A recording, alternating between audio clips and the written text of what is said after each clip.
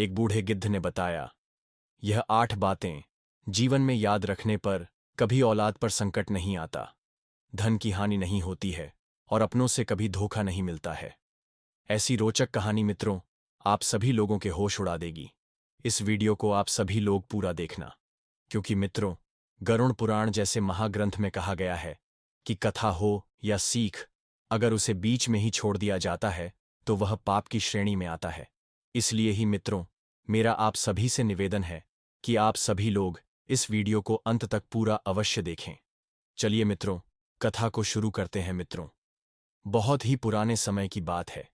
एक जंगल के सूखे पेड़ पर एक गिद्ध और गिद्धनी बैठे आपस में बातें कर रहे थे। बातों के उन्माद का संवाद करते हुए गिद्धनी ने अपने पति गिद्ध से कहा, हे प्रीतम, आज का मौसम बड़ा ही सुहाना है। अगर आज के दिन आप हमें कोई कहानी सुना देते जिससे हमें ज्ञान की बातें सीखने को मिले, तो इस सुनहरे मौसम में 4 चांद लग जाते। अपनी पत्नी की बात को सुनकर गिद्ध ने कहा, हे प्रिय, ठीक है। आज मैं तुम्हें एक बहुत ही ज्ञानवर्धक कहानी सुनाता हूं, जिससे तुम्हें ज्ञान की प्राप्ति होगी। और कहानी भी कोई ऐसी वैसी नहीं होगी। यह कहानी एक पिता और उनकी संतानों की होगी, जहां कुटिलता, सच्चा प्यार और अपनापन आपको इस कहानी में साफ नजर आएगा। कहानी में आप ऐसे खो जाएंगी कि कहानी की अगली कड़ी का आरंभ कितनी जल्दी हो, और हर एक कड़ी में आपको ज्ञान का भंडार मिलेगा। गिद्ध की बात को सुनने के बाद गिद्ध की पत्नी कहती है, हे स्वामी, अगर वास्तव में यह कहानी ऐसी है तो आप विलंब न करते हुए कहानी को सुनाइए। मैं आपके द्वारा सुनाई गई कहानी की हर एक कड़ी को पूरे सच्चे मन से सुनूंगी। अब वह गिद्ध कहानी को सुनाना आरंभ करता है और कहता है, हे प्रिय, यह बात पुराने समय की है। टीकमगढ़ राज्य के राजा का एक बेटा हुआ करता था, जिसका नाम था सिद्धार्थ राजकुमार। सिद्धार्थ का एक नियम था। वे अपने साथ एक सेवक को लेकर बेस बदलकर रात में पूरे नगर में घूमा करते थे और नगर में घटने वाली समस्त घटनाओं को देखकर उन पर मनन किया करते थे। राजकुमार सिद्धार्थ के पिता बहुत वृद्ध हो चुके थे और उनका स्वास्थ्य भी ठीक नहीं रहता था। इसी वजह से एक दिन उनकी मृत्यु हो जाती है। उसके बाद राजकुमार सिद्धार्थ को ही वहां का राजा बनाया जाता है। राजा बनने के बाद भी राजकुमार ने अपने नगर में घूमना बंद नहीं किया। हां, इतना जरूर था, पहले उनके साथ एक सेवक रहता था, अब वे अपने साथ एक मंत्री को रखते थे। एक दिन राजकुमार सिद्धार्थ और उनके मंत्री भेष बदलकर नगर में घूम रहे थे। जब वे नगर के किनारे एक गली से होकर गुजर रहे थे तो उन्हें घर के अंदर से कुछ स्त्रियों के बोलने बतलाने की आवाज आती हुई सुनाई दी। रात का समय था तो राजा और मंत्री दरवाजे से सटकर खड़े हो जाते हैं और अंदर झांक कर देखते हैं। तो उन्होंने देखा कि 3 सुंदर सुंदर युवतियां आपस में बात कर रही थीं। उनकी बातों से लग रहा था वे तीनों आपस में बहनें हैं।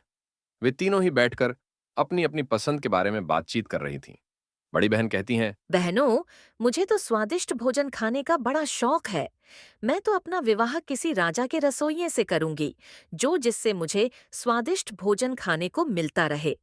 मेरा पति मेरे लिए भोजन बनाए और मैं बैठकर उस भोजन को खाऊं।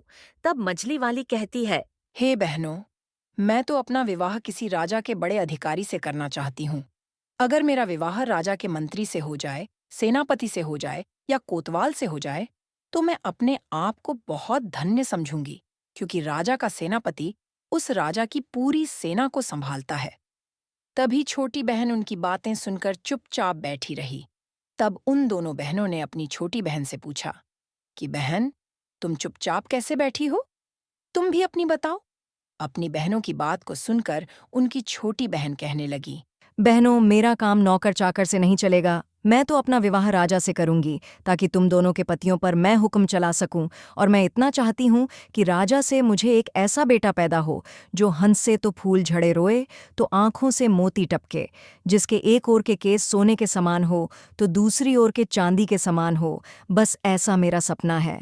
छोटी बहन की बात सुनकर वे दोनों बहनें ठठ मारकर हंसने लगीं और कहने लगीं, बहन, तू तो हमेशा पागलों की तरह बात करती है। तीनों बहनों की बातचीत राजा और मंत्री द्वार पर खड़े होकर सुन रहे थे। तीनों की बात सुनकर राजा को बड़ा आश्चर्य होता है। राजा ने मंत्री से कहा, मंत्री जी, इस घर को अच्छी तरह से पहचान लो और कल सुबह इन तीनों बहनों को दरबार में बुलवा लो। मुझे इनसे कुछ पूछना है। मित्रों, राजा की आज्ञा का पालन हुआ। अगले दिन मंत्री ने तीनों बहनों को राजा के दरबार में बुला लिया। राजा ने देखा कि उन तीनों में से जो सबसे छोटी बहन थी, जो कह रही थी कि मैं राजा से ब्याह करूंगी, वह बहुत ही सुंदर थी। राजा उसकी सुंदरता पर मुग्ध हो जाता है। उसके बाद राजा ने उन तीनों से पूछा कि कल रात आप अपने घर में क्या बात कर रही थी? सच सच बताना। तुम तीनों की बातचीत कल मैंने अपने कानों से सुनी थी। अगर तुमने गलत बोलने की कोशिश की तो तुम्हें राजकीय दंड दिया जाएगा। अब वे बातें तो उन स्त्रियों के बीच की बातें थीं, उन्हें भला वे राजा के सामने कैसे जाहिर करती? राजा ने जब उस रात की बातों के बारे में पूछा तो वे तीनों शर्मा गईं। लज्जा के कारण उनकी जुबान बंद हो गई। राजा के पूछने पर उन्होंने कहा कि महाराज, हमें कुछ याद नहीं है कि हमने क्या कहा था। राजा ने कहा, आप सब कुछ छोड़कर हमें फिर से वही बातें बताइए और हम तुम्हारी इच्छाओं को पूरा करने का प्रयास करेंगे। इस प्रकार मजबूर होकर के उन तीनों ने रात में हुई बातचीत को राज के सामने कह सुनाया। तीनों की बातें सुनकर राजा बहुत प्रसन्न हुआ। उसने तुरंत अपने रसोइयों को दरबार में बुलाया और इन तीनों में से जो बड़ी बहन थी, उसका हाथ उस रसोइये के हाथ में दे दिया और रसोइये से कहा, आज से यह तुम्हारी पत्नी है और आज से तुम्हारा यह धर्म है कि तुम इसे स्वादिष्ट भोजन बनाकर खिलाओगे। उसके बाद राजा ने अपना एक मंत्री बुलाया और मझली बहन का हाथ उसके हाथ में दे दिया और कहा, आज से यह तुम्हारी पत्नी है, जाओ इसके साथ खुशहाल जीवन जियो। सबसे छोटी बहन से राजा ने कहा कि तुम्हारी यह इच्छा थी कि तुम्हारा विवाह किसी राजा से हो, सो मैं यहाँ का राजा हूं, तो मैं तुम्हें अपनी पत्नी के रूप में स्वीकार करता हूं। यह सुनकर के छोटी बहन बहुत प्रसन्न हुई। राजा ने आदेश दिया कि इसी समय मेरे विवाह की तैयारी शुरू की जाए। राजा तो उठकर चला गया। उसके बाद राजा के जितने भी कर्मचारी थे, वे सब शादी की तैयारी में जुट जाते हैं। उधर उन तीनों बहनों के विवाह की तैयारी होने लगी। छोटी बहन का विवाह बड़ी धूमधाम के साथ वहां के राजा से हो गया। बड़ी वाली का विवाह रसोइये से हो गया और मंझली वाली का विवाह वहां के एक मंत्री से हो जाता है। तीनों बहनें अपने अपने पतियों के पास रहने लगीं। छोटी बहन को रानी बनाकर राजा के महलों में पहुंचा दिया गया। मित्रों, यह देखकर उन दोनों बहनों को छोटी वाली बहन के भाग्य से जलन होने लगी। वे दोनों जब इकट्ठी होती थीं तो बोलती थीं कि छोटी वाली तो सचमुच रानी बन गई और हम अपनी इच्छा का वर पाकर भी उसकी नौकरानी बनकर रह गए।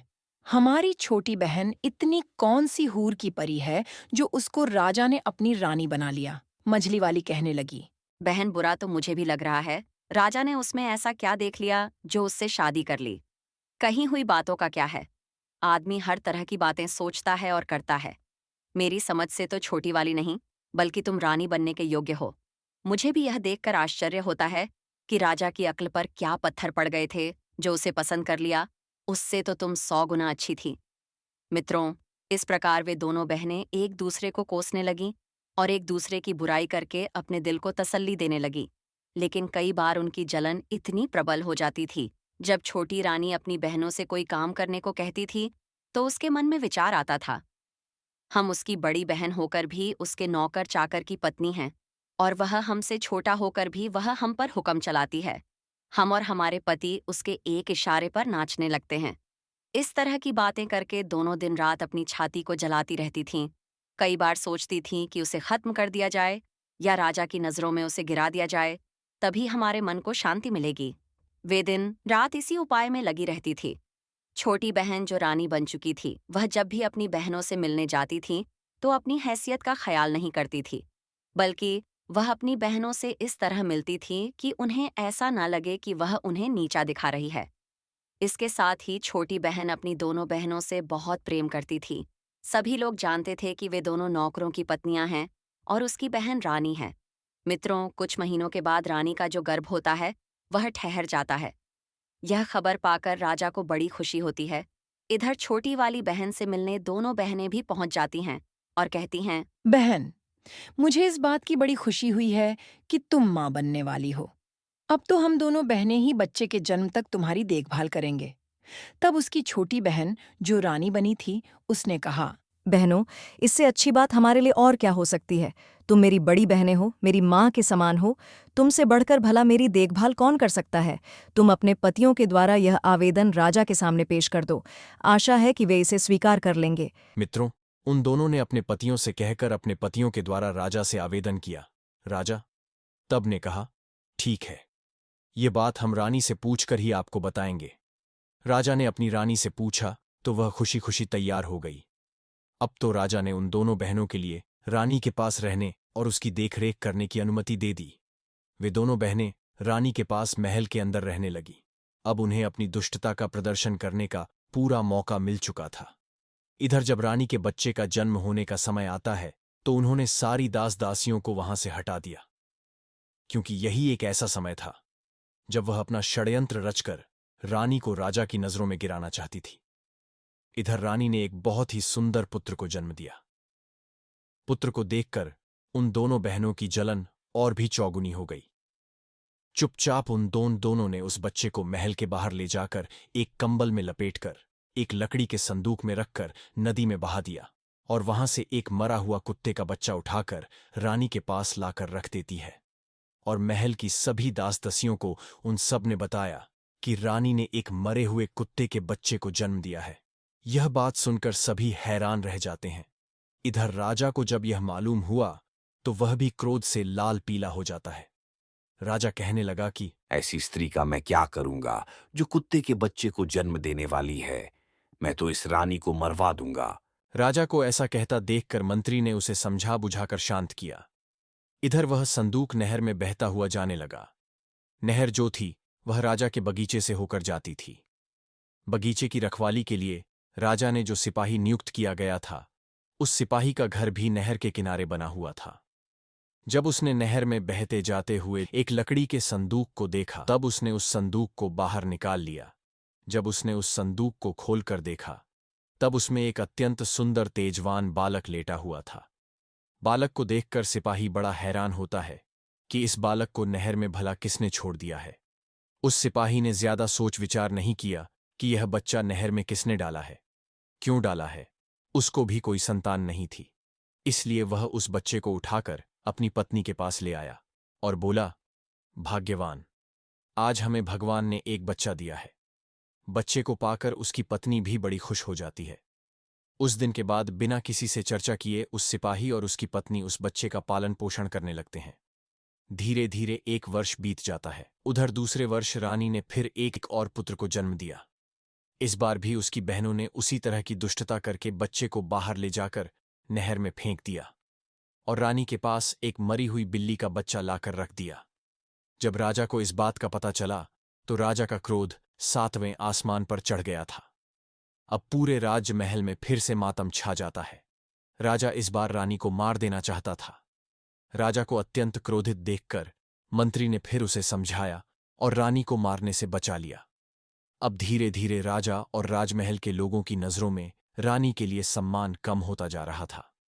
उधर फिर से वह संदूक नहर में बहता हुआ जा रहा था तो उस संदूक में कैद बच्चा फिर से उसी सिपाही को मिल जाता है। उसने दूसरा बच्चा भी ले जाकर अपनी पत्नी को दे दिया। अब सिपाही की पत्नी उसे अपने बच्चे की तरह पालने लगी। कुछ दिनों बाद रानी ने एक और बच्चे को जन्म दिया। इस बार रानी ने एक बेटी को जन्म दिया था, लेकिन उस रानी की दुष्ट बहनों ने उस बेटी को भी पहले की तरह उठाकर नहर में फेंक दिया। वह बेटी भी उसी सिपाही के हाथ लगती है और अपनी बच्ची की तरह उसका भी पालन करने लगती है। इधर राजा अपना क्रोध इस बार नहीं रोक पाया, क्योंकि रानी की दुष्ट बहनों ने रानी के पास एक मरी हुई छछूंदर को रख दिया था। राजा सोचने लगा कि इस रानी की वजह से तो हमारी पूरे नगर में बदनामी हो गई है। सब लोग यही कह रहे हैं कि रानी तो कुत्ते बिल्लियों को पैदा करती है। लगता है कोई कुल कलंकिनी राजा के घर में आ गई है। अब तो मैं इसको बिल्कुल नहीं छोड़ूंगा। इधर राजा की मनसा को भली भांति समझने के बाद में उस मंत्री ने हाथ पैर जोड़कर राजा से निवेदन करके रानी को मारने से बचा लिया। मंत्री ने कहा, महाराज, इसमें रानी का क्या दोष है? इसे जान से मारने के बाद भी आपके घर में बेटा बेटी नहीं हो जाएंगे। इसीलिए उचित यही होगा कि आप रानी को मारने की बजाय रानी के पास जाना छोड़ दें। तब राजा ने कहा, मंत्री जी, अगर तुम कहते हो तो मैं रानी को जान से नहीं मारूंगा, लेकिन मैं इसको सजा जरूर दूंगा और ऐसी सजा दूंगा जो मृत्यु दंड से भी बढ़कर कष्टदायक होगी। इस बार सजा के बारे में मैं तुम्हारी कोई बात नहीं सुनूंगा। इस बार राजा ने एक चौराहे पर एक जेलनुमा महल बनवाया। उसमें एक लकड़ी का पिंजरा रखा हुआ था। उसी पिंजरे में रानी को बंद करवा दिया। राजा ने यह आदेश करवा दिया कि इस चौराहे से जो भी निकल कर जाएगा वह रानी के ऊपर थूक कर जाएगा, और जो व्यक्ति ऐसा नहीं करेगा उसे भी ऐसी ही कठोर सजा दी जाएगी जो इस रानी को सजा दी जा रही है। राजा का यह फरमान मंत्री को बहुत बुरा लगा। मंत्री सोचने लगा कि इस सजा के योग्य तो इस रानी की दोनों बहनें हैं। बेचारी निर्दोष रानी अब तो बिना कुछ करे ही सजा पाने जा रही है। उधर रानी के वे तीनों बच्चे उस माली के घर में पलकर बड़े हो रहे थे।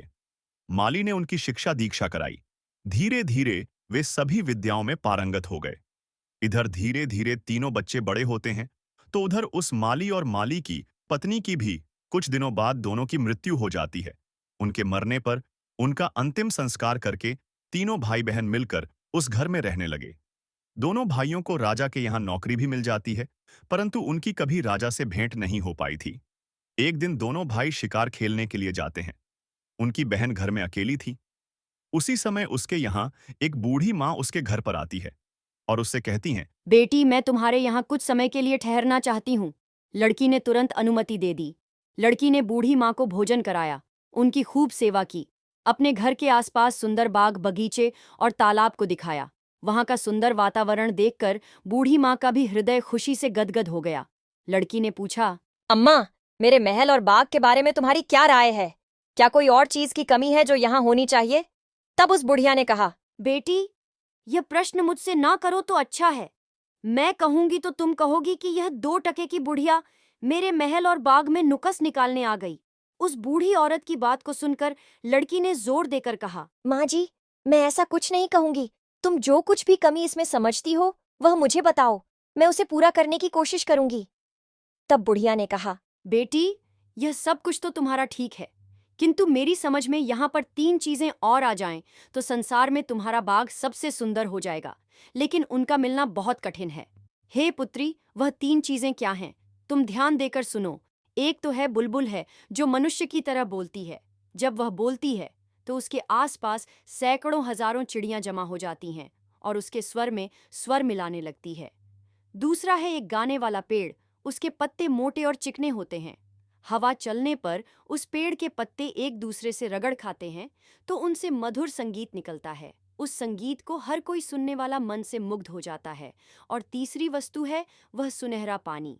यह उस सुनहरे पानी की एक बूंद किसी बर्तन में रख दी जाए तो बर्तन अपने आप भर जाता है और फिर उसमें से एक फव्वारा सा निकलता है जो कभी नहीं रुकता, क्योंकि वह पानी लौटकर उसी बर्तन में गिरता रहता है। बुढ़िया की बात सुनकर लड़की कहने लगी, अम्मा, अगर तुम्हें इन चीजों के बारे में इतने विस्तार से पता है तो तुम यह भी जानती होगी कि यह वस्तुएं कहाँ मिलती हैं। मुझे बताओ, मैं उनकी प्राप्ति का प्रयत्न करूंगी। बूढ़ी महिला ने कहा, बेटी, मैं तुम्हें यह नहीं बता सकती, लेकिन इतना जरूर बता सकती हूँ, यहाँ से कोई व्यक्ति उत्तर दिशा में चला जाए और सीधा चलता चला जाए तो 10 दिन की यात्रा के बाद जो पहला व्यक्ति उसे मिलेगा उससे इन सभी चीजों के बारे में पूछे कि यह वस्तुएं कहाँ मिलेंगी, वहीं आगे की राह बताएगा। इतना कहकर वह बुढ़िया कहने लगी, अच्छा बेटी, मुझे काफी देर हो गई है, अब मैं चलती हूँ। अब वह गिद्ध कहता, हे प्रिय, उस बुढ़िया को क्या मालूम था कि वह लड़की इतनी साहसी लड़की है कि खुद इन चीजों की तलाश में निकल पड़ेगी। इसलिए उसने विस्तार से वह सब कुछ बता दिया था जो उसे मालूम था। लड़की ने उसकी बताई हुई एक एक बात याद कर ली। इधर दोनों लड़के जब शिकार से लौटकर घर आते हैं और अपनी बहन को उदास बैठा हुआ देखते हैं तो वह दोनों अपनी बहन से पूछते हैं कि बहन, क्या बात है, आज तुम्हारी तबीयत खराब है क्या? या तो कोई बात तुम्हारी मर्जी के खिलाफ हो गई है? तब लड़की ने सिर झुकाकर कहा, नहीं भाई, ऐसी कोई बात नहीं है। भाइयों ने कहा, यह तो तुम झूठ बोल रही हो। कुछ ऐसा तो जरूर हुआ है जो तुम्हें दुख दे रहा है। अगर तुम नहीं बताओगी तो हम तुम्हारे पास से उठकर नहीं जाएंगे। तब लड़की ने देखा कि दोनों भाई बात जानने के लिए अंडे खड़े हैं, तो उसने कहा, मैं तुम्हें इसलिए नहीं बताना चाहती हूं कि जो मैं कहूंगी उसे सुनकर तुम चिंता में और कष्ट में पड़ जाओगे। खैर, जब तुम जिद कर रहे हो तो मैं बताए देती हूं। हमारे पिता ने यह महल हमारे लिए बनवाया था और मैंने अपनी समझ से इसकी सुंदरता और सजावट में मैंने किसी प्रकार की कोई कमी नहीं रखी थी। लेकिन अभी भी इसमें कुछ कमियां हैं। किंतु आज मुझे 3 चीजों के बारे में मालूम हुआ है। अगर वे 3 चीजें इस बाग में आ जाएं, तो हमारा घर अधिक सुंदर हो जाएगा। तब दोनों राजकुमार ने पूछा, बहन, वे ऐसी कौन सी चीजें हैं, हमें शीघ्र बताओ। तब लड़की कहती है, भाइयों, एक तो उम्दा किस्म की बुलबुल जो बोलने वाली हो, जिसका गाना सुनकर हजारों पक्षी इकट्ठे होकर उसके स्वर में स्वर मिलाने लगते हो। दूसरा है गाने वाला पेड़, जिसके पत्तों से पत्ते रगड़ खाकर संगीत निकलता हो। और तीसरा है सुनहरा पानी, जिसकी एक बूंद से ही कभी खत्म ना होने वाला फुहारा बन जाता हो। मैं इसी चिंता में हूं कि इन्हें कैसे प्राप्त करूं। दोनों राजकुमारों ने पूछा, बहन, अगर तुम हमें यह बता दो कि यह तीनों चीजें कहां और किस दिशा में मिलेंगी, तो हम तुम्हें ढूंढ कर लाकर देने का प्रयास जरूर करेंगे। अब उस लड़की ने अपने भाइयों को सब कुछ बता दिया, जो उस बुढ़िया ने बताया था। मित्रों, इस प्रकार अगले दिन उनमें से जो बड़ा राजकुमार था, वह अस्त्र शस्त्र लेकर घोड़े पर बैठकर वह तीनों चीजें लेने के लिए चल देता है। तो लड़की रोने लगती है और कहने लगी, भैया, मैं कितनी दुष्ट हूं जो अपने शौक के लिए तुम्हें मुसीबत में फंसा रही हूं। मैं अपनी मांग वापस लेती हूं। अब कभी भी इन चीजों का जिक्र नहीं करूंगी। तुम मत जाओ। तब बड़े राजकुमार ने कहा, बहन, एक बार कमर कसकर मैं पीछे नहीं हटता। अगर मैं नहीं जाऊंगा तो हमेशा मेरे दिल में ये बात खटकती रहेगी कि मैं कायर हूं। तब राजकुमार ने अपनी बहन को एक खंजर दे दिया और कहा कि बहन, जब तक ये खंजर ठीक है मैं सकुशल हूं, लेकिन अगर इसमें से खून की बूंदें टपकने लगे तो समझ लेना मैं जीवित नहीं हूं। ये सुनकर के वे दोनों बहन भाई उदास होते हुए कहने लगे, भाई, तुम ऐसी खतरनाक यात्रा पर मत जाओ। लेकिन बड़े राजकुमार ने उनकी एक भी नहीं सुनी। उसने फौरन उसी तरफ को घोड़ा दौड़ा दिया जिस तरफ उस बुढ़िया ने कहा था। वह सीधे उत्तर दिशा की ओर चलता चला गया। चलते चलते उसने 20 दिन का सफर तय कर लिया था। तभी उसे एक अजीब सा दृश्य दिखाई दिया। उसने दूर से ही देखा कि एक झोपड़ी बनी हुई है। उसके बाहर एक बूढ़ा आदमी बैठा हुआ है। उसके बाल बर्फ की तरह सफेद थे। उसकी दाढ़ी, मूछें और बाल इतने बढ़ गए थे कि उसका पूरा शरीर ढक गया था। उसके हाथ और पैरों के नाखून बहुत बड़े बड़े हो गए थे। उसने अपना शरीर एक छटाई से ढक रखा था। उसके ऊपर उसके बाल पड़े हुए थे। राजकुमार यह सब देखकर समझ गया कि वह वही तपस्वी साधु है जिसे उस बुढ़िया ने मेरी बहन को बताया था, जो ऐसे दुर्गम और निर्जन स्थान पर अकेला बैठा है। जरूर उन चीजों के बारे में यह साधु जानता होगा। तब वह राजकुमार घोड़े से नीचे उतरा और उसने उस वृद्ध तपस्वी के पास जाकर उनसे प्रणाम किया।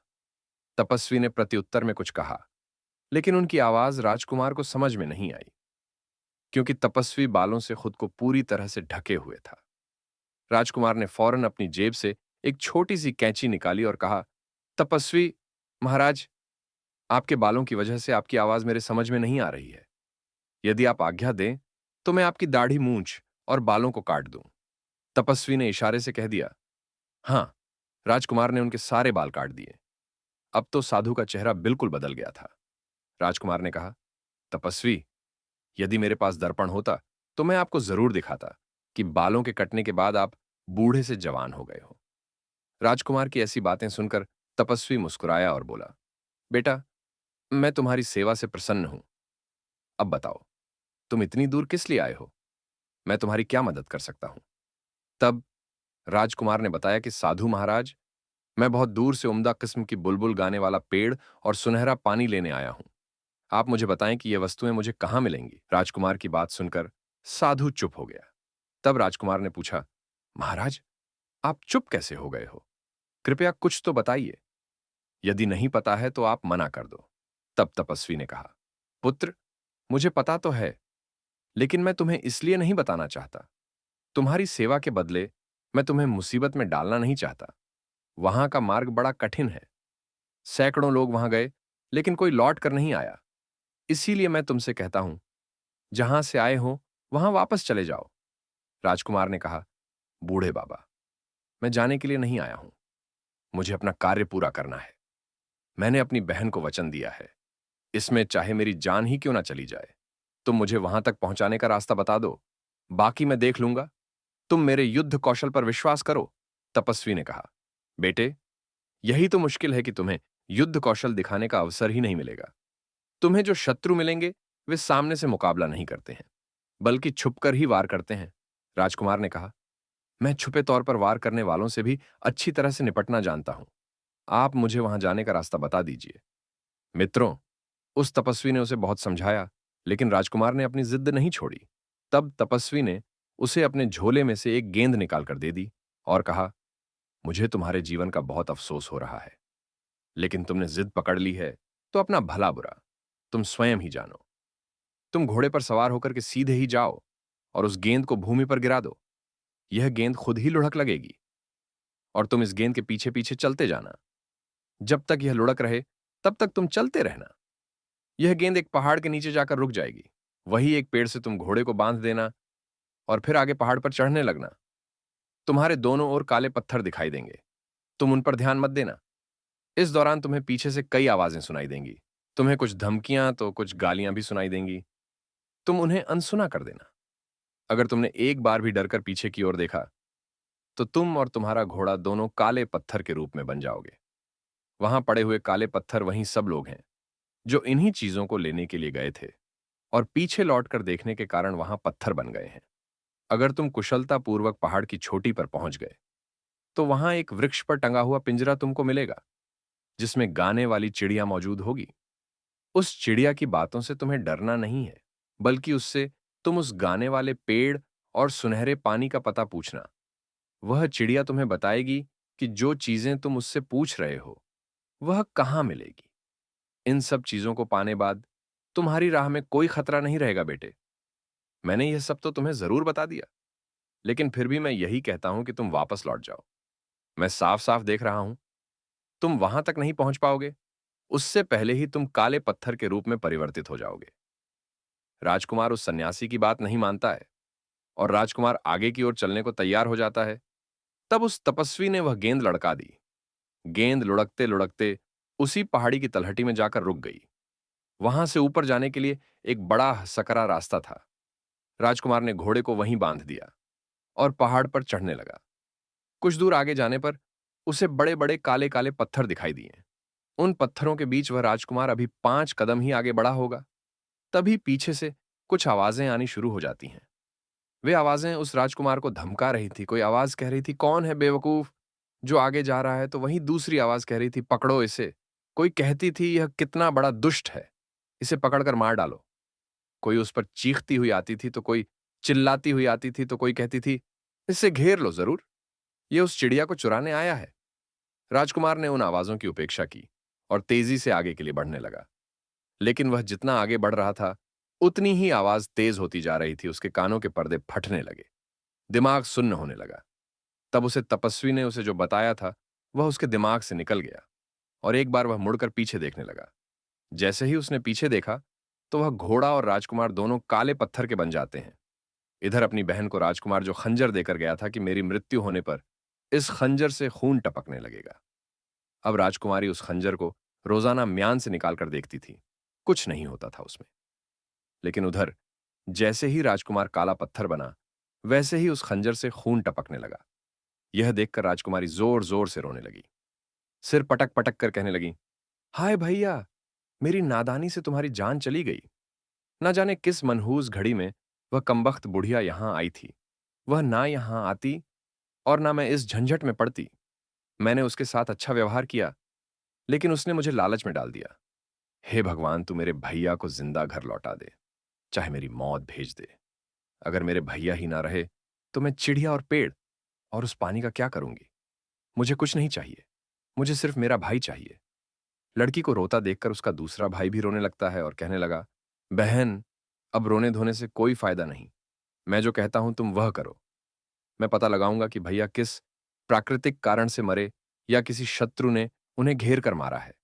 किसी ने उन्हें मारा होगा तो मैं उसे जिंदा नहीं छोड़ूंगा। भैया की मौत का बदला मैं जरूर लूंगा। बहन ने अपने उस दूसरे भाई को बहुत समझाया और उसे रोकने का प्रयास किया, मगर वह भी नहीं रुका।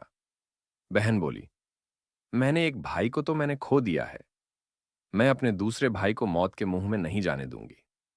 बड़े भैया तुमसे कोई कम बहादुर नहीं थे, लेकिन फिर भी वह मुसीबत में पड़ गए। वह तो मुझे अपनी कुशलता का हाल जानने के लिए खंजर भी देकर गए थे। तुम्हारा हाल मुझे कैसे पता चलेगा?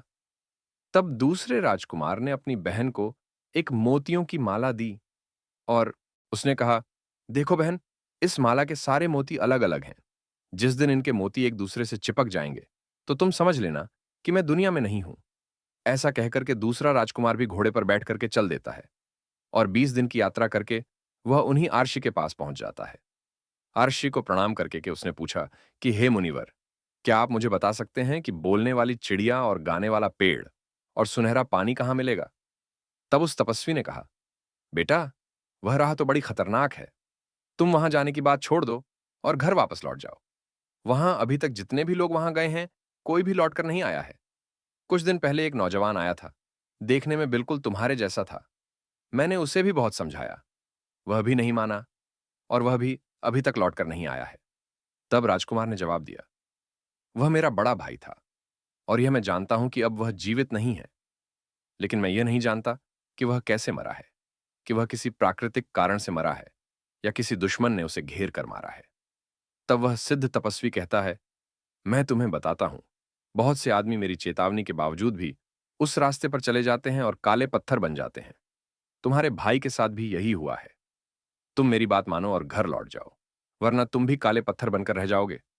लड़के ने कहा, तपस्वी जी, अब मैं तो बहुत ही आगे निकल आया हूं। पीछे लौट के जाने के बारे में मैं नहीं सोच सकता। आप मुझे रास्ता बताइए। तब तपस्वी ने कहा, बेटा, अगर तुम जिद करते हो तो जाओ, इस गेंद के पीछे पीछे चले जाओ।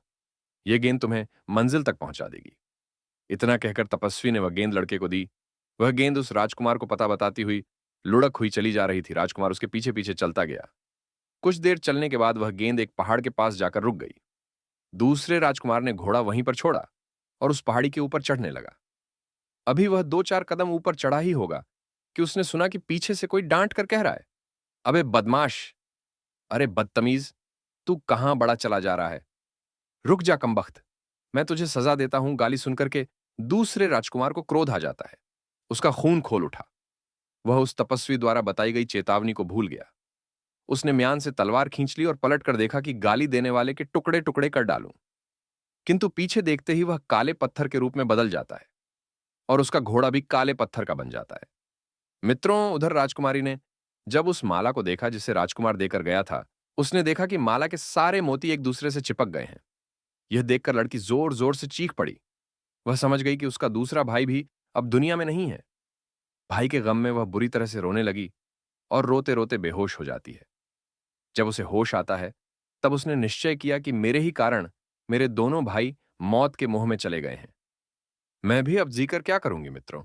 वह लड़की भी सारी विद्याओं में निपुण थी, शस्त्र चलाना, घुड़सवारी करना, तलवारबाजी, तीरंदाजी, सभी हुनर में वह पारंगत थी। अब तो लड़की घोड़े पर सवार होकर स्वयं अपने भाइयों की खोज में निकल पड़ी। 20 दिन चलने के बाद वह उसी साधु के पास पहुंच जाती है और तपस्वी को प्रणाम करके पूछने लगती है, हे तपस्वी महाराज, मुझे बोलने वाली चिड़िया, गाने वाला पेड़ और सुनहरा पानी चाहिए। बताओ, यह कहां मिलेगा? तब साधु ने कहा, बेटी, तुम एक लड़की हो और तुम्हारे लिए अच्छा यही होगा कि तुम अपनी इच्छाओं पर संयम रखो और जिन चीजों का विचार तुम मन में लेकर आई हो, उन चीजों को अगर तुम पा भी गई तो तुम भूलकर भी वापस लौटकर वापस नहीं आ पाओगी। तुम एक काम करो, यहां से उसी राह पे चली जाओ जहां से तुम आई हो। वह राह बड़ी कठिन है। लड़की ने अपनी मनसा जाहिर की, तपस्वी जी, अब मैं वापस नहीं जा सकती। कृपया मुझे विस्तार से बताइए कि उस रास्ते में कौन से खतरे मिलेंगे, ताकि मैं उनसे निपटने का उपाय पहले से कर लूं। साधु ने लड़की को पूरी बात बता दी। साधु ने कहा, बेटी, खतरा सिर्फ तब तक है जब तक पहाड़ की चोटी पर ना पहुंच जाओ। पहाड़ की चोटी पर पहुंचते ही तुम्हें वहां बोलने वाली चिड़िया मिल जाएगी और वही चिड़िया तुम्हें उस पेड़ और सुनहरे पानी के बारे में बताएगी। तुम्हें बस इतना ध्यान रखना है कि पहाड़ पर चढ़ते समय पीछे से सुनाई देने वाले कटु शब्द और गालियों को तुम्हें अनसुना करते हुए आगे बढ़ना है। वहां जो काले पत्थर मिलेंगे, वह सब वही लोग हैं जिन्होंने उन गालियों को बर्दाश्त नहीं किया है। कुछ समय पहले 2 नौजवान भी आए थे, वह भी शायद उन्हीं पत्थरों के ढेर में पड़े होंगे। लड़की ने कहा, महाराज, वह मेरे भाई थे और मेरी ही गलती की वजह से वह यहां पर फंस गए हैं। लड़की ने कहा, इसका मतलब वह शब्द किसी का कुछ नहीं बिगाड़ सकते। यदि उन्हें अनसुना करते हुए आगे बढ़ा जाए। तो लड़की ने चालाकी दिखाई। उसने अपने कान में रुई लगा ली। तपस्वी ने वही गेंद फिर से लुढ़का दी। लड़की उस गेंद के पीछे पीछे चलने लगी। गेंद जाकर के पहाड़ों की तलेटी में रुक जाती है। लड़की ने घोड़ा वहीं छोड़ा और पहाड़ी के ऊपर चढ़ने लगी।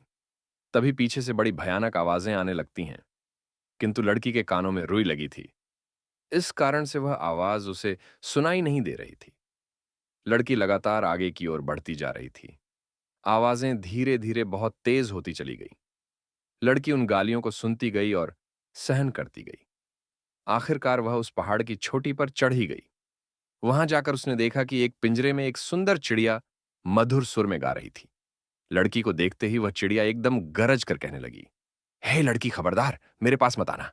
चिड़िया की डांट फटकार सुनकर राजकुमारी हंसने लगी और उसने दौड़कर उस चिड़िया का पिंजड़ा उठा लिया और कहने लगी, चिड़िया रानी, आज से मैं तुम्हारी मालकिन हूं। अब तुम हमेशा मेरे कब्जे में रहोगी। तो लड़की ने अब अपने कानों से रुई निकाल ली थी। चिड़िया बोली, तुम ठीक कह रही हो। अब मैं सदैव तुम्हारे पास रहूंगी। मैं हमेशा पिंजरे में बंद रहती हूं और संसार की कोई भी बात ऐसी नहीं है जो मुझे मालूम ना हो। तुम्हारा हाल भी मैं इतना जानती हूं कि जितना तुम भी नहीं जानती हो, मेरे कारण तुम्हें बहुत ही लाभ मिलेगा। अब तुम मेरी मालकिन हो और मैं तुम्हारी सेवा करूंगी। इस समय तुम मुझे बताओ कि मुझसे क्या चाहती हो। चिड़िया की बातें सुनकर लड़की बहुत प्रसन्न होती है। राजकुमारी ने कहा, मुझे अपने भाइयों के पत्थर बनने का बड़ा दुख है। खैर, ये बातें मैं तुमसे बाद में करूंगी। पहले मुझे यह बताओ कि मुझे गाने वाला पेड़ और सुनहरा पानी कहां मिलेगा मित्रों। चिड़िया ने उसे वह रास्ता बता दिया। राजकुमारी चलकर उस स्थान पर जा पहुंची। वहां एक सुनहरे पानी का कुंड था। लड़की ने एक चांदी की सराय में उस पानी को भर लिया। फिर उसने चिड़िया से गाने वाले पेड़ के बारे में पूछा तो चिड़िया ने कहा, तुम्हारे पीछे की ओर जो बड़ा सा जंगल है, इसी में वह गाने वाला पेड़ मिलेगा। वहां पहुंचकर तुम्हें खुद पता चल जाएगा कि वह पेड़ कौन सा है, क्योंकि उस पेड़ से संगीत निकलता होगा। राजकुमारी ने कहा, यह तो ठीक है, लेकिन मैं उस पेड़ को उखाड़ कर लाऊंगी कैसे। चिड़िया बोली, पेड़ नहीं उखाड़ना है, तुम सिर्फ उस पेड़ की एक टहनी तोड़कर ले आना। जब तुम अपनी वाटिका में उस टहनी को लगाओगी तो कुछ ही समय में वह टहनी पूरे वृक्ष के रूप में बदल जाएगी। उस चिड़िया के बताए अनुसार राजकुमारी उस जंगल में पहुंच जाती है और वहां से गाने वाले पेड़ की टहनी तोड़कर अपने पास रख लेती है। राजकुमारी को अब तीनों चीजें प्राप्त हो चुकी थीं, लेकिन उसे अपने भाइयों का सबसे ज्यादा ख्याल उसके दिमाग में आ रहा था। उसने चिड़िया से पूछा, चिड़िया रानी, मेरे दोनों भाई रास्ते में काले पत्थर बने पड़े हैं, क्या मैं उन्हें फिर से जीवित कर सकती हूं? मैं तो यह भी नहीं जानती हूं कि उन काले पत्थरों में मेरे भाई कौन से हैं। तब उस चिड़िया ने कहा कि तुम इस सराय में जो सुनहरा जल लेकर आई हो, एकाएक बूंद उन शिला खंडों पर डालते जाना, तुम्हारे भाई घोड़े सहित फिर से जीवित हो जाएंगे। चिड़िया की बातें सुनकर राजकुमारी प्रसन्न हो गई और पिंजरा, सुनहरा पानी और टहनी लेकर पहाड़ से उतरने लगी। जहां जहां उसे काले पत्थर दिखाई दिए, उसने उन पर एक एक बूंद सुनहरा जल छिड़क दिया, जिससे जितने लोग पत्थर के बन गए थे, घोड़े सहित सब अपने असली रूप में आ जाते हैं। उन्हीं पत्थरों के बीच उनके दोनों भाई भी पड़े थे। भाइयों को जीवित देखकर राजकुमारी एकदम उनसे लिपट कर रोने लगी और कहने लगी, भाइयों, मुझे चिड़िया, सुनहरा पानी और बोलने वाला पेड़ मिल गया है। इन चीजों के मिलने से ही तुम फिर से जीवित हो पाए हो, और यहां पर जितने भी काले पत्थर थे, मैंने सबको जीवित कर दिया है मित्रों। वे सब राजकुमार और जितने भी लोगों को राजकुमारी ने जीवित किया था, वह सभी राजकुमारी का धन्यवाद करने लगे कि तुमने हमें जीवन दान दिया है। हम आजीवन तुम्हारे आभारी रहेंगे और तुम्हारी आज्ञा का पालन करेंगे।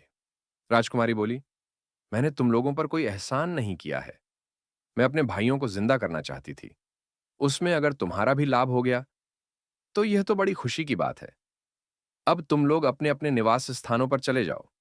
मित्रों, इधर राजकुमारी और उसके दोनों भाई अपने अपने घोड़े पर सवार होते हैं। दोनों राजकुमारों ने एक एक चीज ले ली। एक ने सुनहरा पानी ले लिया तो दूसरे ने गाने वाला पेड़ और राजकुमारी ने चिड़िया का पिंजरा ले लिया। बाकी जितने भी लोगों को राजकुमारी ने जीवन दान दिया था, वे सब उनके पीछे पीछे चलने लगे। राजकुमारी और दोनों राजकुमार जब तपस्वी साधु की कुटिया पर उनका धन्यवाद करने के लिए आए, तो साधु अपनी कुटिया से गायब हो चुके थे। वह तपस्वी इतने ही काम के लिए वहां मुद्दतों से बैठा हुआ था। उन तपस्वी साधु की सहायता से ही आज राजकुमारी को तीनों चीजें प्राप्त हुई थीं। राजकुमारी अपने दोनों भाइयों के साथ अपने घर पर आ जाती है। और उसके मकान के सामने जो उसके बगीचे का हिस्सा था, राजकुमारी ने उसे उस भाग में उस बोलने वाली चिड़िया के पिंजरे को लटका दिया। चिड़िया ने जैसे ही बोलना शुरू किया, उसके आसपास हजारों पक्षी आकर के जमा हो गए और वह चिड़िया के सुर में सुर मिलाने लगे।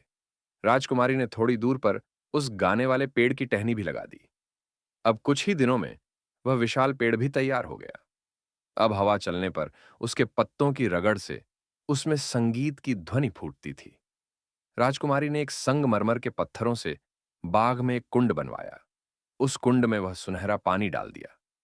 कुछ ही देर में वह पानी से कुंड भर गया और उसमें से एक पानी का फुवारा उठकर खड़ा हो गया। मित्रों, कुछ ही समय में उस बगीचे की चर्चा पूरे शहर में होने लगी। सारे शहर के लोग तमाशा देखने के लिए राजकुमारी के बाग में आने लगे। धीरे धीरे पूरे शहर के लोग उन तीनों को जान गए और सब लोग राजकुमारी और उसके भाइयों से बहुत प्रेम करने लगे। एक दिन दोनों राजकुमार शिकार खेलने के लिए जाते हैं। सहयोग से उसी समय उसी जंगल में वहां का राजा भी शिकार खेलने के लिए आता है। अचानक दोनों राजकुमार राजा के सामने आ जाते हैं। दोनों राजकुमारों ने राजा को प्रणाम किया। वे दोनों राजकुमार इतने सुंदर थे कि उनकी सुंदरता को देखकर राजा उन्हें देखता ही रह जाता है। उसने उनका नाम और निवास स्थान पूछा। दोनों राजकुमारों ने हाथ जोड़कर कहा, महाराज, हम लोग आपके भूतपूर्व सिपाही के पुत्र हैं। हमारे पिता अब इस दुनिया में नहीं है। हम दोनों अपनी बहन के साथ जंगल के किनारे उस महल में रहते हैं जो मेरे पिता ने आपसे अनुमति लेकर बनवाया था। हमें वह इसलिए अच्छे वातावरण रखते हैं कि बड़े होकर के हम आपकी सेवा करें। राजा ने कहा, यह तो ठीक है, लेकिन लगता है तुम यहां शिकार खेल रहे थे। क्या तुम्हें मालूम नहीं था? यह राजसी शिकारगाह है और यहां कोई शिकार नहीं खेल सकता। दोनों राजकुमारों ने निवेदन किया, क्षमा करें महाराज, हमारे पिता की असम मौत हो गई है। हमारा निर्देशक कोई नहीं है, इसलिए हम लोगों का ज्ञान अधूरा है और अन्य नौजवानों की तरह हमसे भी भूल हो जाती है। मित्रों, राजकुमारों की राय भरी बातें सुनकर राजा मुस्कुराकर कहने लगते थे, पुत्रों, क्या तुम्हें शिकार करना भी आता है या नहीं? दोनों ने जवाब दिया, हां महाराज, हमें शिकार खेलना अच्छी तरह से आता है। आप हमें अवसर देकर तो देखें। तब राजा ने कहा, ठीक है, हम तुम्हें अवसर देते हैं। तुम हमें शिकार खेलकर दिखाओ मित्रों। दोनों राजकुमारों ने थोड़ी ही देर में एक शेर और एक रीछ का शिकार करके राजा के सामने लाकर रख दिया। राजा उन दोनों राजकुमारों की वीरता देखकर बहुत खुश होता है और कहने लगा, हे पुत्रों, मैं तुम्हें तुम्हारी वीरता से अलग नहीं करना चाहता, इसलिए मैं चाहता हूं कि तुम लोग मेरे साथ महल में चलो, मेरे साथ महल चलकर भोजन करो। राजकुमारों ने कहा, महाराज, इस समय हम आपके साथ नहीं चल सकते। हम इस उद्दंडता के लिए क्षमा चाहते हैं। राजा ने आश्चर्य से पूछा, क्यों नहीं चल सकते? तो उन्होंने बताया कि हमारी एक बहन है। हम तीनों जो भी करते हैं, तीनों की सलाह से करते हैं। हम अपनी बहन की सलाह लेकर ही आपके यहां आए हैं। तब राजा ने कहा, मुझे इस बात की बड़ी खुशी है कि तुम भाई बहन एक दूसरे की सलाह से काम करते हो। राजा ने कहा, ठीक है, आज तुम अपने घर जाओ और अपनी बहन से पूछकर कल तुम इसी जगह पर हमें आकर मिलना। इस प्रकार दोनों राजकुमार राजा से आज्ञा लेकर अपने घर चले आते हैं, लेकिन वह उस घटना के बारे में बातचीत करना अपनी बहन से भूल गए कि उन्हें इस राज्य का राजा मिला था और उसने भोजन के लिए उसे बुलाया है। अगले दिन जब वे फिर उसी जंगल में शिकार खेलने गए तो राजा ने फिर पूछा कि तुमने अपनी बहन से सलाह ली या नहीं? राजा के पूछने पर वे दोनों घबरा जाते हैं और एक दूसरे की ओर देखने लगे। उन्होंने कहा, महाराज, हमसे भूल हो गई, हम इस बात की चर्चा करना भूल ही गए। राजा ने कहा, कोई बात नहीं है, आज नहीं तो कल पूछ लेना। दोनों राजकुमार अपने घर आते हैं और अपनी बहन से कहते हैं कि बहन, आज हम शिकार खेलने गए थे तो हमें वहां पर यहां का राजा मिला था और राजा ने हम दोनों को अपने राजमहल में भोजन पर बुलाया है। राजकुमारी ने कहा, यह तो तुम्हारे लिए सौभाग्य की बात है, लेकिन रुको राजा योगी, अग्नि जल, इनकी उल्टी रीत इनसे बचकर चालियो। मुझे कुछ समय दो, मैं उस बोलने वाली चिड़िया से पहले पूछ लूं कि राजा का निमंत्रण हमें स्वीकार करना चाहिए या नहीं। राजकुमारी फौरन चिड़िया का पिंजरा लेकर अपने कमरे में आई और उससे पूछने लगी कि चिड़िया रानी, तुम्हें तो सारी बातें पता है, तुमसे कोई बात नहीं छुपी है और तुम हर सलाह में हमेशा सही होती है। मुझे तुमसे एक सलाह लेनी है। मेरे दोनों भाइयों को राजा ने अपने यहां भोजन पर बुलाया है। बताओ तुम्हारी इसमें क्या राय है? चिड़िया ने कहा, मालकिन तुम्हारे भाइयों को राजा की आज्ञा जरूर माननी चाहिए। राजा पूरे राज्य का मालिक होता है। उनका मेहमान बनने में इन दोनों को किसी प्रकार की कोई हानि नहीं होगी। वे शौक से जाएं, लेकिन दोनों राजकुमार राजा के लिए भी अपने घर भोजन का निमंत्रण देकर जरूर आए। राजकुमारी ने पूछा, हे चिड़िया, मुझे एक बात और बताओ। मेरे भाइयों के निमंत्रण देने पर अगर राजा हमारे घर आएगा तो मुझे राजा के सामने निकलना चाहिए या नहीं? चिड़िया ने कहा, इसमें कोई हर्ज नहीं है राजा। हर बात से अपनी प्रजा के लिए पिता के समान होता है और पिता के सामने जाने में किसी भी तरह की झिझक नहीं होनी चाहिए। चिड़िया से पूछने के बाद राजकुमारी ने अपने दोनों भाइयों को राजा के निमंत्रण पर जाने का आदेश दे दिया। अब अगले दिन दोनों राजा को जाकर उसी जंगल में मिलते हैं और राजा से कहते हैं, महाराज, हमें आपका निमंत्रण स्वीकार है, लेकिन हम आपका निमंत्रण तभी स्वीकार करेंगे जब आप भी हमारा निमंत्रण स्वीकार करेंगे। राजा भी उनका निमंत्रण स्वीकार कर लेता है। मित्रों, इस प्रकार राजा उन दोनों राजकुमारों को अपने महल में बुलाकर ले जाता है और उन दोनों की खूब अच्छे से खातिरदारी करता है। राजा ने उनकी इतनी अच्छी खातिरदारी की कि कई दरबारी और सरदारों को उन राजकुमारों से ईर्ष्या तक होने लगी। वह सभी सोचने लगे कि राजा इन अजनबियों के प्रति राजा इतना दयावान क्यों है। राजा के सभी कर्मचारियों को इस बात पर बड़ा ही आश्चर्य हो रहा था। सब लोग यह सोचकर हैरान थे कि इन अपरिचित युवाओं का इतना सम्मान क्यों हो रहा है। दोनों राजकुमारों के रंग रूप, आचार्य व्यवहार से सभी प्रभावित थे। उनमें आपस में बातें होती थीं कि राजा ने जिस रानी को पिंजरे में कैद कर रखा है, अगर उसके पेट से बच्चा पैदा होता तो आज इतने ही बड़े बालकों के रूप में वह भी होते। मित्रों, अब वह गिद्ध आगे अपनी पत्नी से कहता है, हे प्रिय, इधर जब राजा महल में आता है तो भोजन का समय हो जाता है। दास दसियों ने सोने के पात्रों में भोजन परोसा। राजा ने उन दोनों कुमारों को भोजन करने के लिए बैठने को कहा। दोनों राजकुमार बड़े ही संस्कारी थे।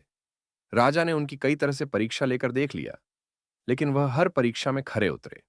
राजा सोचने लगा, ऐसी कुशाग्र बुद्धि के वीर शहजादे अगर उसके होते तो कितना अच्छा होता। उनके प्रति अब तो राजा का आकर्षण बढ़ता जा रहा था। भोजन के बाद राजा उन्हें अपने मनोरंजन के कक्ष में लेकर जाता है और काफी देर तक उनसे बातें करता है। उनकी बातें सुनने से उसका जी नहीं भर रहा था। राजा ने गायन विद्या और वादन आरंभ करने का आदेश दिया। अपने काल के सर्वश्रेष्ठ गायक वादक को वहां उपस्थित कराया और उन्होंने अपनी श्रेष्ठ कला का प्रदर्शन किया। फिर नाच गाने का इंतजाम किया गया। नृत्यांगना ने मनमोहक नृत्य दिखाकर सभी को प्रसन्न कर लिया। नाटककार ने नाटक किए। यह कार्यक्रम कई घंटों तक चलता रहा। उसके बाद जब संध्या होने को आई, तब दोनों कुमारों ने राजा से अपने घर जाने की आज्ञा मांगी और राजा से कहा कि महाराज, अब आप भी हम दोनों गरीबों की कुटिया में पधारकर हम पर कृपा करें। राजा ने उनका निमंत्रण स्वीकार कर लिया। इस प्रकार दोनों राजकुमार अपने घर चले आते हैं। घर आकर उन्होंने अपनी बहन को बताया कि राजा ने सबके समक्ष हमारा बड़ा सत्य किया और यह भी वादा किया कि कल शिकार से लौटकर वह हमारे घर जरूर आएंगे। अब हमें राजा के योग्य उत्तम भोजन की व्यवस्था करनी होगी। राजकुमारी ने कहा कि तुम चिंता मत करो, मैं बोलने वाली चिड़िया से सलाह लेकर सारा प्रबंध कर दूंगी। फिर वह चिड़िया का पिंजरा अपने कमरे में लेकर जाती है और उसने चिड़िया को पूरा हाल बताया। तो चिड़िया ने कहा, मालकिन, यह तो बड़े सौभाग्य की बात है कि राजा साहब तुम्हारे घर आ रहे हैं। तुम उनके स्वागत सत्कार का जो भी प्रबंध कर सको वह उत्तम ही होना चाहिए, किंतु मेरे कहने से तुम एक विशेष भोजन बनाओ। तुम खीर बनाना और उसके ऊपर मेवा की तरह जगह जगह मोतियों को बिछा देना। राजकुमारी बोली, यह कैसा व्यंजन हुआ? हंसों का तो सुना था कि मोती खाते हैं, पर राजा मोती खाएगा, यह समझ में नहीं आया। लेकिन फिर भी इतने मोती मिलेंगे कहां? चिड़िया ने कहा, उसकी तुम चिंता मत करो। तुम्हारे बगीचे की पूर्व दिशा में एक पेड़ खड़ा है, उसी पेड़ के पास तुम खुदवाई करना, तो वहां पर गड़े हुए तुम्हें ढेर सारे मोती मिल जाएंगे। चिड़िया के कहने के अनुसार दो नौकरों को ले जाकर राजकुमारी ने उस पेड़ के नीचे खुदवाया, तो उस पेड़ की जड़ में एक सोने का संदूक निकला, जिसमें तरह तरह के आभूषण और सुंदर मोती भरे हुए थे। राजकुमारी यह देखकर बहुत खुश होती है। अब उसे चिड़िया पर संपूर्ण विश्वास हो गया था। इधर राजकुमारी ने मकान की ऐसी सफाई कराई कि मकान चमकने लगा। अब दोनों राजकुमार बढ़िया कपड़े पहनकर घोड़ों पर सवार होते हैं और शाही शिकार के लिए जंगल में पहुंच जाते हैं। शिकार जंगल में कुछ देर तक उन्होंने राजा के साथ रहकर शिकार खेला, किंतु उस रोज गर्मी अधिक थी, धूप बहुत तेज पड़ रही थी। इसलिए उस दिन उन दोनों ने शिकार खेलना जल्दी खत्म कर दिया और अपने सैनिकों को वापस भेज दिया। राजा अपने दोनों सैनिकों के साथ उन दोनों राजकुमारों के घर आता है। उधर जब राजा उनके द्वार पर आया तो राजकुमारी ने हाथ जोड़कर राजा को प्रणाम किया। राजकुमारों ने बताया कि यह हमारी बहन है। राजा ने राजकुमारी के सर पर हाथ रख दिया और वह राजकुमारी की सुंदर सूरत को काफी देर तक निहारता रहा। राजकुमारी की सूरत को देखकर राजा को कुछ याद सा आ रहा था कि उसकी सूरत जरूर किसी से मिलती जुलती है, मगर वह समझ नहीं पा रहा था कि उसकी सूरत किससे मिलती है। उसके बाद राजकुमारी राजा को अपने घर के अंदर बुलाकर ले जाती और जब राजा ने पूरा भवन देखा तो वह बोला, तुमने अपने महल की बहुत ही अच्छी सजावट कर रखी है। अब मुझे अपना बाग भी दिखाओ। कोई आदमी मुझसे तुम्हारे बाग की बहुत तारीफ कर रहा था। यह बाग तुम्हारे पिता के द्वारा लगाया हुआ था। तब वह राजकुमारी राजा को बाग में ले जाती है। राजा बाग को गौर से देखने लगता है। उस बाग में सब कुछ तो सुंदर था, लेकिन उस बाग के बीच में जो फुहारा लगा था, राजा की नजर जब उस पर पड़ी तो उस फुहारे का सुनहरा पानी काफी ऊंचाई तक उछल रहा था। राजा ने पास में जाकर देखा तो हैरान रह गया। तब तक उसे एक पेड़ से बहुत सुंदर संगीत की धुनी सुनाई देने लगी। राजा कहने लगा, लगता है तुम सभी ने अपने बगीचे में गाने बजाने वालों का भी इंतजाम कर रखा है, क्योंकि बाग से बड़े ही सुंदर संगीत की धुनी सुनाई दे रही थी। तो राजा ने उनसे पूछा, क्या सचमुच तुमने गाने बजाने वालों का अपने बाग में प्रबंध कर रखा है?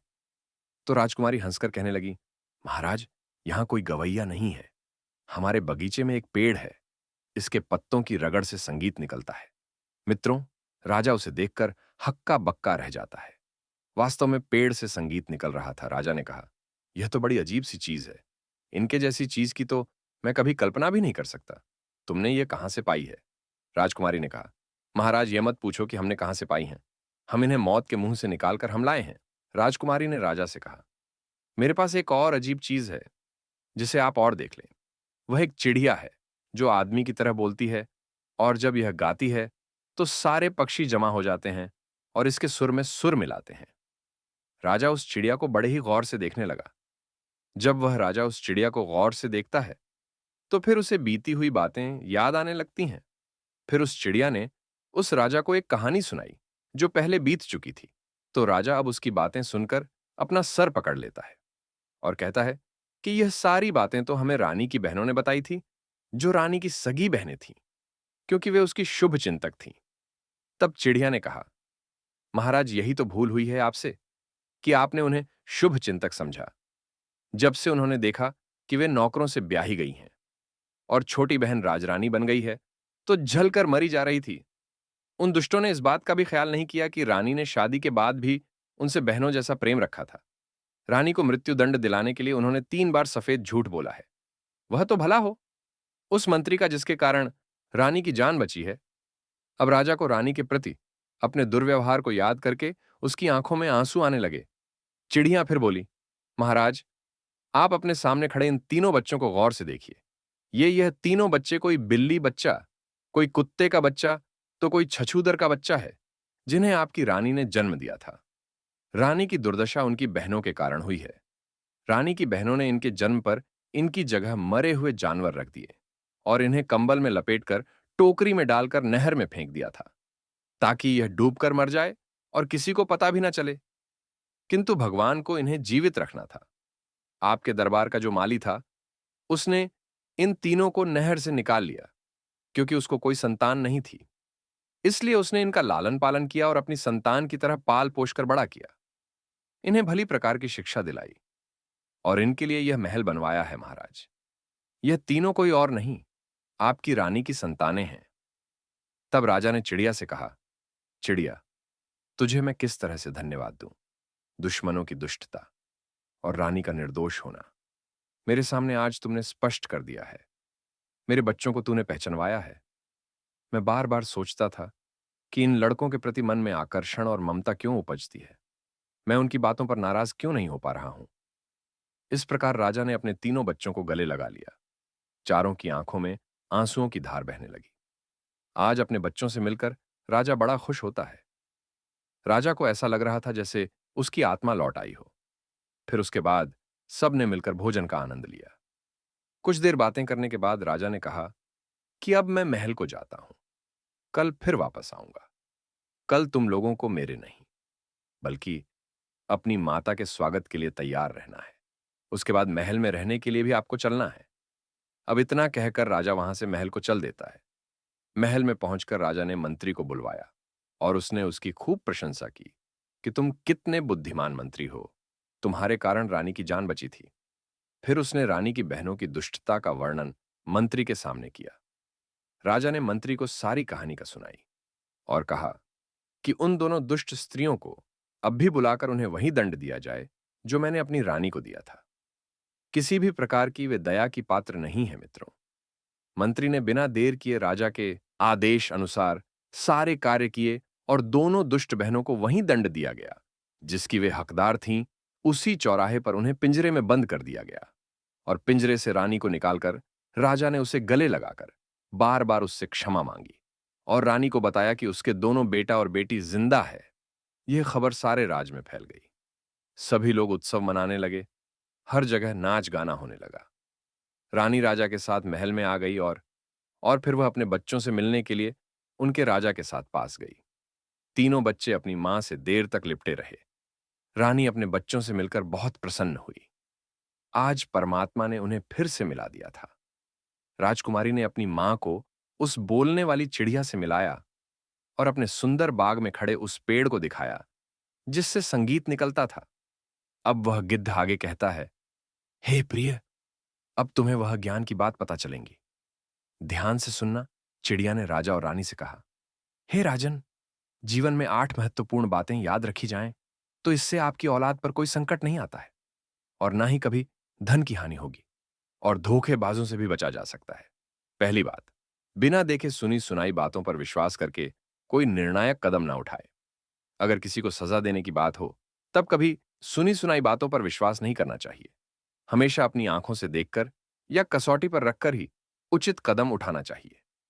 कई बार इस तरह के निर्णय से निर्दोष दोषी बन जाते हैं और गुनहगार बच जाते हैं। किसी भी काम में संयम और विवेक से निर्णय लेना चाहिए, चाहे वह धन के मामले हो या रिश्तों के जल्दबाजी या अंधविश्वास से बचना चाहिए। अपने निर्णयों से संतुलित रहना और सही समय पर सही निर्णय लेना आपको आर्थिक हानि से बचा सकता है और अपनों से धोखे की संभावना को कम कर सकता है। नंबर 2, कितना ही घनिष्ठ मित्र हो, उस पर भी विश्वास नहीं करना चाहिए। हमेशा विश्वासी ही धोखा देता है। विश्वास तब करें जब उन्हें अपनी कसौटी पर परख ले और बीच बीच में उनकी परीक्षा लेते रहे। नंबर 3, लोग धोखा इन 3 कारणों से देते हैं। ईर्ष्यावश, लोभवश और अपमानवश हमेशा ईर्ष रखने वालों से दूर रहिए। लोभी, लालची और कामी लोगों से दूरी बनाकर रखिए और किसी का अपमान मत करिए। आप और आपका परिवार सदैव धोखों से और संकटों से बचा रहेगा। कभी धन की हानि नहीं होगी। नंबर 4, अपने वो होते हैं जो बिना कहे आपके दुख को समझ जाते हैं। सिर्फ साथ होने से नहीं, साथ निभाने से कोई अपना होता है। नंबर 5, अपने कभी पीठ पीछे वार नहीं करते। अगर कुछ कह भी दें तो सामने कहेंगे, सुधारने के लिए। नंबर 6, जो आपकी गैर मौजूदगी में भी आपकी इज्जत करें, वही सच्चे अपने होते हैं। नंबर 7, अपने वो हैं जो सफलता में खुश और असफलता में साथ खड़े रहते हैं। वो हालात देखकर रिश्ता नहीं तोड़ते। नंबर 8, अपने वो हैं जिनका साथ आपको भीतर से मजबूत बना दे और जिनसे मिलकर आत्मा को शांति मिले। तो मित्रों, इस तरह से राजा का पूरा परिवार इकट्ठा हो जाता है और फिर से राजा के घर में वह खुशी लौट आती है। रानी की सारी मुश्किलें कट जाती हैं। अब वह गिद्ध अपनी पत्नी से कहता है, हे प्रिय, यही थी वह कहानी और उससे मिलने वाली ज्ञान की बातें। मित्रों, आशा करते हैं कि आपको यह कहानी पसंद आई होगी और इससे मिलने वाली ज्ञान की बातें भी आपको पसंद आई होगी। अगर आपको वीडियो पसंद आया है तो इस वीडियो को लाइक करें और साथ ही अगर आप चैनल पर नए हैं तो चैनल को भी सब्सक्राइब करें। मिलते हैं अगले वीडियो में। बाकी वीडियो को यहां तक देखने के लिए आप सभी लोगों का दिल से धन्यवाद।